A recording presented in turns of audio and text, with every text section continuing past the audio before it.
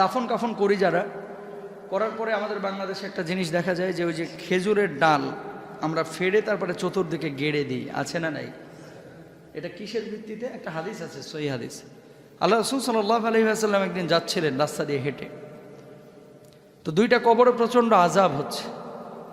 আল্লাহ রাসূল সাল্লাল্লাহু আলাইহি ওয়াসাল্লাম সাহাবীদেরকে বললেন, এই সাহাবীরা এদিকে আসো। বললো, ইয়া রাসূলুল্লাহ, কেন, কি হয়েছে? কই কবরের মধ্যে আযাব হচ্ছে। কই, ইয়া রাসূলুল্লাহ, এরা তো ভালো মানুষ ছিল আমাদের জানা মতে, এদের কবরে কেন আযাব হচ্ছে? আল্লাহর নবী সাল্লাল্লাহু আলাইহি ওয়াসাল্লাম বললেন, ওরা চগুলখড়ি করতো, পরনিন্দা গীবত এই টাইপের কাজ করতো, আর পেশাব করে ঠিক মতো ঢিলা ক্লুব ব্যবহার করতো না, এই জন্য আল্লাহ রাব্বুল আলামিন তাদের কবরে আযাব দিচ্ছেন। বলুন নাউজুবিল্লাহ। আল্লাহর নবী সাহাবীদেরকে বললেন, ও সাহাবীরা, খেজুরের ডালা নিয়ে আসো, কাঁচা ডালা। সাহাবীরা নিয়ে আসলেন। আল্লাহর নবী খেজুরের ডালা ফাড়লেন, তারপরে কবরের কিনারায় গেড়ে দিলেন। সাহাবীরা বললেন, ইয়া রাসূলুল্লাহ, কেন আপনি এটা করছেন? আল্লাহর নবী বললেন, ও সাহাবীরা, শোনো শোনো, খেজুরের ডালা আমি এই জন্য এখানে গেড়ে দিয়েছি, যতদিন পর্যন্ত এই ডালা কাঁচা থাকবে আল্লাহ রাব্বুল আলামিন ততদিন পর্যন্ত তাদের কবর আযাবটাকে ছাড় দিবেন। বলুন সুবহানাল্লাহ। আল্লাহর নবী বিশ্বনবী সাল্লাল্লাহু আলাইহি ওয়াসাল্লাম ওই দুইজন সাহাবীর জন্য, ব্যক্তির জন্য যে খেজুরের ডালা রোপণ করেছিলেন, গেড়ে দিয়েছিলেন, এই আমলটা এখন করা যাবে কিনা মনে রাখবেন। বিশ্বনবী রাহমাতুল লিল আলামিন কখনো কখনো সাহাবীদের চিকিৎসার জন্য উটের পেশাব খাইতে বলেছিলেন, কিন্তু এটা আওয়াম বিধান না, হাম বিধান না যে আপনাকে আমাকে পেটে পীড়া হইলে এখন উটের পেশাব খাইতে হবে না, বরং আল্লাহর নবী সেই জায়গায় ওই ঘটনাটা ঘটিয়েছিলেন মুআজিজা স্বরূপ। এটা আপনার আমার জন্য করণীয় বিষয় না, ঠিক কিনা? আল্লাহর নবী তুরবাতুশ শিফা, একবার সাহাবীদের পেটে পীড়া, পেট খারাপ হয়ে গেছে অনেকের, এবার ওই জায়গাটা দেখে আসছে আলহামদুলিল্লাহ। তো ওই যে মাটি, বলো সাহাবীরা এখানকার মাটি খাও, তোমরা খাইলে পেট ভালো হয়ে যাবে। সাহাবীরা একটু করে মাটি খাইলে আলহামদুলিল্লাহ সবার পেটের পীড়া ভালো হয়ে গেল। সুবহানাল্লাহ বলেন। এখন আপনি যদি ওইটারে মনে করেন যে সারা পৃথিবীর জন্য মেডিসিন, ওখানকার মাটি খোদাই করে ডেজার্ট দিয়ে নিয়ে আসতেছেন বোতল ভরে ভরে, এটা আপনার জন্য জায়েজ নাই। কারণ আল্লাহ রাসূল কি বলছেন, এই জিনিসগুলো, এই যে পেশাব খাওয়া উঠে, তারপরে দাঁড়ায় একবার আল্লাহ রাসূল পেশাব করেছেন, ময়লা আবর্জনা নিচে ছিল, বসলে নাপাকি ভরে যেত, এই জন্য একবার তিনি কি করছেন, দাঁড়ায় পেশাব করছেন। এই জন্য কি দাঁড়ায় পেশাব করা জায়েজ নাকি?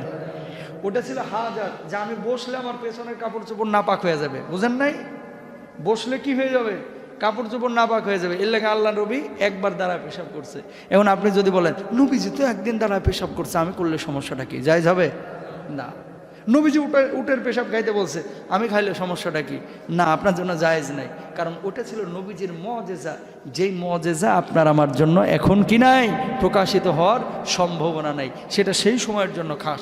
সুতরাং খেজুর গাছের ডাল যারা আপনারা লাগান, এই হাদিসের উপর ভিত্তি করে এটাকে সরাসরি হারাম বলার সুযোগ নাই, যেহেতু আল্লাহ রাসূল করেছেন, হারাম বলার সুযোগ নাই। তবে এটা করলেই যে কবর আযাব থেকে সে মুক্ত থাকবে, এটা বিশ্বাস করাও যাবে না, কারণ ওটা ওই জায়গার জন্য খাস ছিল। আল্লাহর নবী বিশ্বনবী সাল্লাল্লাহু আলাইহি ওয়াসাল্লামের জীবনে এমন অনেক মুআজিজা ঘটেছে। দেখেন দুইটা মুআজিজা। হযরত জাবের রাদিয়াল্লাহু তাআলা আনহু ওই খন্দকের পরীক্ষা খনন করার সময় আল্লাহর নবী পেটের মধ্যে পাথর বেঁধেছেন। সাহাবীরা অনেকক্ষণ ধরে কোনো কিছুই খায় নাই, সকালে খায় নাই, আগের দিন রাত্রেও খায় নাই, প্রচণ্ড ক্ষুধার যন্ত্রণা পেটের মধ্যে তৈরি হয়েছে। আল্লাহর নবী বিশ্বনবী রাহমাতুল লিল আলামিনও ক্ষুধার যন্ত্রণা তিনিও অনুভব করছেন। এবার জাবের রাদিয়াল্লাহু তাআলা আনহু বাড়িতে গেলেন, যাওয়ার পরে বললেন, প্রাণের স্ত্রী, তুমি আল্লাহর নবীর জন্য কোনো খাবার রান্না করতে পারবা কিনা? আমরা এখানে হাজার খানিক সাহাবী আছি, সবার জন্য তো খাওয়ানো সম্ভব না। প্রাণের স্ত্রী বললেন, ও প্রাণের স্বামী, আমার নবী কিছু খায় নাই, ঘরের মধ্যে আমার আটা আছে 2 কেজি অথবা তার চাইতে কিছু কম বেশি হইতে পারে।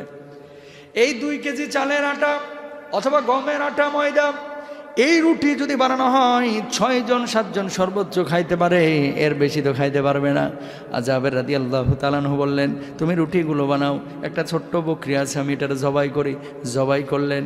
এবার বকরিটাকে জবাই করার পরে রান্না বান্নার জন্য স্ত্রীকে দিয়ে দিলেন। তিনি আল্লাহর নবীর কাছে গেলেন, যাওয়ার পরে বললেন, ইয়া রাসূলুল্লাহ, ইয়া হাবিবাল্লাহ, ও আল্লাহর হাবিব, আপনি সকাল থেকে কিছু খান নাই, রাত্রিবেলাতেও কিছু খান নাই, আমার স্ত্রী আপনার জন্য একটু রান্না করেছে ছাগলের গোশত আর রান্না করেছে রুটি। ওগো আল্লাহর নবী, আপনি আমার সঙ্গে চলেন, কিছু খাবেন। আল্লাহর নবী বললেন, আমার সঙ্গে তো অনেক মেহমান রয়েছে, তাদেরকে ছেড়ে আমি কিভাবে যাই? ওই সাহাবী তখন বললেন, আল্লাহর নবী, সর্বোচ্চ আপনি 8-10 জনকে নিতে পারেন, 8-10 জনের বেশি খবরদার নেবেন না। আল্লাহর নবী বললেন, ঠিক আছে, তুমি বাড়িতে যাও, আমি আসতেছি। যাবেন রাদিয়াল্লাহু তাআলা আনহু বাড়িতে চলে গেলেন। আল্লাহর নবী বিশ্বনবী সাল্লাল্লাহু আলাইহি ওয়াসাল্লাম সমস্ত সাহাবীরা যারা ওখানে কাজ করছিল, 1000 খানেক সাহাবী, সবাইকে বললেন, চলো দাওয়াত আছে। সাহাবীরা তো অবাক, আল্লাহর নবী আবার এই জায়গায় কার বাড়িতে দাওয়াত খাবে? মানুষ 1000, এত বড় ধনী সাহাবী তো এখানে নাই যে 1000 মানুষের খাবারের ব্যবস্থা করবে। সেখানে আমাদের কাজ চলছে, একটা জাতীয় কাজ, খন্দকের পরীক্ষা খনন। বলুন আল্লাহু আকবার। আল্লাহর নবী সব সাহাবীকে নিয়ে গেলেন, কম বেশি হবে, 1000 মানে কাটাই না। আল্লাহর নবী নিয়ে গেলেন, নিয়ে যাওয়ার পরে জাবেরের মাথা খারাপ, আল্লাহর নবী করছেন নাকি, এখন আমি কি করব? মান সম্মান দর থাকবে না। 2 কেজি চালের আটার রুটি আর একটা ছোট্ট বকরি কেমনে খাবো? আল্লাহর নবী বললেন, যাবে যে পাতিলে তোমার বউ তোমার স্ত্রী ছাগল রান্না করেছে, পাতিলটা আমার সামনে আনো। যেই জায়গায় রুটি রেখেছে সেটা আমার সামনে আনো। জাবের যখন নিয়ে আসলেন, আল্লাহর নবী বললেন, খবরদার ঢাকনা খুলবা না, আমার সামনে থেকে চলে যাও। আল্লাহর নবী ওই জাবেরকে চলে যেতে বললেন, সাহাবীর আড়ালেই আছে। আস্তে করে নবীজির মুখ থেকে একটু লালা নিয়ে ওই পাতিলের উপরে লাগিয়ে দিলেন, পাতিলের ভেতরে লাগিয়ে দিলেন। সঙ্গে সঙ্গে আল্লাহ রব্বুল আলামিন ওই পাতিলটাকে বরকত দিয়ে ভরপুর করে দিলেন। বলুন সুবহানাল্লাহ। আল্লাহর নবী বললেন, সাহাবীরা লাইন ধরো, একজন একজন করে আসো, রুটি নিয়ে যাও, গোশত নিয়ে যাও। সাহাবীরা অবাক, কিরে নবীজি আজকে করে ডাকি, এত মানুষ কেমনে খাইবে এতটুকু রুটি আর গোশত? আল্লাহর নবী বলছেন, খবর দাও, কেউ কোনো কথা বলবা না, আসো। নবীজি গোশত তুলে রুটি দেয়, গোশত তুলে রুটি দেয়। এই যে 1000 খানেক সাহাবী সবাই গোশত রুটি নিল। নবীজি বললো, সবাই খাইছো না? কয় হ্যাঁ। আল্লাহর নবীও খাইলেন। খাওয়ার পরে জাবেরে বলতেছে, এই জাবের এদিকে আসো, দেখো তো কদ্দুরা গোশত আছে। খুলে দেখে যেরকম গোশত ছিল ওইরকমই আছে। না সুবহানাল্লাহ এখানে বললেন না, গুনাহ হবে। যেরকম গোশত ছিল ওই রকমই আছে, রুটি যেমন ছিল এরকমই আছে। দেখেন মুআজিজা আল্লাহর নবীর ঘটছে কি ঘটে নাই? এখন আপনি যদি মনে করেন 7 কেজি ওজনের একটা ছাগল জবাই করে আমার দাওয়াত দেন, যে হুজুর গোটা মসজিদের মুসল্লি নিয়ে আজকে আমার বাড়িতে দাওয়াত, ছাগলের ওজন কত? কথা কয় না, 7 কেজি। একটা পশমের সম পরিমাণও গোশত হবে না মনে হয় এক একজনের, যত মুসল্লি আছে। কথা বলেন। এখন আমি যদি ওখানে যাই বলি, নবীজি ঢাকনা খুলতে না করেছিলেন, আজকে আমিও ঢাকনা খুলবো না, আসুন গোশত নিন, রুটি নিন আর চলে যান। 3 জন যাওয়ার পরে দেখবো যে ঢাকনা ওঠায় কিচ্ছু নাই। কথা বলেন না কেন? কিচ্ছু নাই। কারণ নাকি, আরে ওটা ছিল নবীজির জন্য খাস। ওই বিধান যদি আমি এখন লাগাই, কাজ হবে? মাসালা জায়গা মতো লাগাইতে হবে, জায়গায় লাগানো যাবে?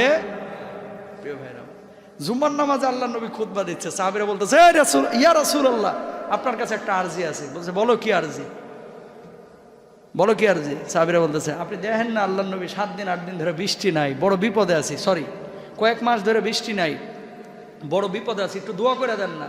আল্লাহ রাসূল যদি দোয়া করেন, আল্লাহ তো আপনার ডাকে সাড়া দেয়। আল্লাহ নবী বলতেছে, তোমাদের বৃষ্টি প্রয়োজন, ঠিক আছে। আল্লাহর কাছে আল্লাহ রাসূল বললেন, ওগো আল্লাহ, আমার উম্মতের কষ্ট হচ্ছে, আপনি বৃষ্টির ব্যবস্থা করেন। আল্লাহ নবীর দোয়াটা শেষ হয়েছে, দেখে মসজিদের উপরে কালো মেঘ জমে গেছে, এমন বৃষ্টি শুরু হয়েছে। সাহাবীরা তো মহা খুশি, জুম্মার নামাজ পড়ে যায়া বাড়িতে সবাই মনে করেন কেউ রেস্ট নিচ্ছে, কেউ প্ল্যান করছে কালকে কি ফসল লাগাবে, কি করবে না করবে। বৃষ্টি, তুমুল বৃষ্টি। এই যে শুরু হয়েছে ভাই, আগামী জুমা পর্যন্ত বৃষ্টি আর থামে না, বন্যার উপক্রম। আল্লাহু আকবার। এবার পরের জুমায় নবীজিকে এসে বলতেছে, ওগো আল্লাহর হাবিব, যা দোয়া করছেন আল্লাহর নবী, হয়েছে, ভালোই হয়েছে, এবার একটু বৃষ্টিটা থামান। আল্লাহর নবী আল্লাহর কাছে দোয়া করলেন, আল্লাহ আর বৃষ্টির প্রয়োজন নাই, আল্লাহুম্মা হাওয়ালাইনা ওয়ালা আলাইনা, এই এলাকায় না অন্য এলাকায়, যে এলাকায় প্রয়োজন সেখানে বৃষ্টি দেন। আল্লাহ তাআলা বললেন, ওগো নবীজি, ঠিক আছে, আপনার দোয়া কবুল করলাম। পরবর্তী জুমায় দোয়া করার সঙ্গে সঙ্গে বৃষ্টি বন্ধ। আল্লাহ নবীর এই মুআজিজা। প্রিয় ভাইরা আমার, বুঝতে হবে আপনাকে, সব জিনিস সব জায়গায় চলবে। কিছু জিনিস ছিল আল্লাহ রসুলের সঙ্গে একেবারে খাস। এখন কবরে যে ওই যে আপনার দেওয়া, কাঁচা খেজুরের ডাল দেওয়া, কবর আযাব আল্লাহ তাআলা চাইলে আপনি যদি আমল ভালো থাকে মাফ করে দিতে পারেন, কিন্তু এই ডাল লাগাইলেই কবর আযাব মাফ। তাহলে আপনি সন্তান, একটা ডাল ধরেন 7 দিন কাঁচা থাকে, এরপরে তো একেবারে শুকায় যায়, তো আপনি কি সারা জীবন এরকম ডাল পুঁততে থাকবেন? কথা কয় না। তো এক কবরে এখন অনেক সময় 8 জন 9 জন দাফন হয়, আছে না, এই যে স্থানীয় গোরস্থানগুলো উল্টায় উল্টায় উল্টায়। এখন যদি কবরে ডাল পুঁততে থাকেন প্রতি সপ্তাহে, তো 7 পুলা মনে করেন 7 জনের বাপ এই এক কবরে ঢুকছে, ওই 7 জন যদি 7 ডাল থাকে কবর থাকবো নি? বুঝেন নাই? আল্লাহ তাআলা বোঝার তৌফিক দান করুন, বলুন আমিন।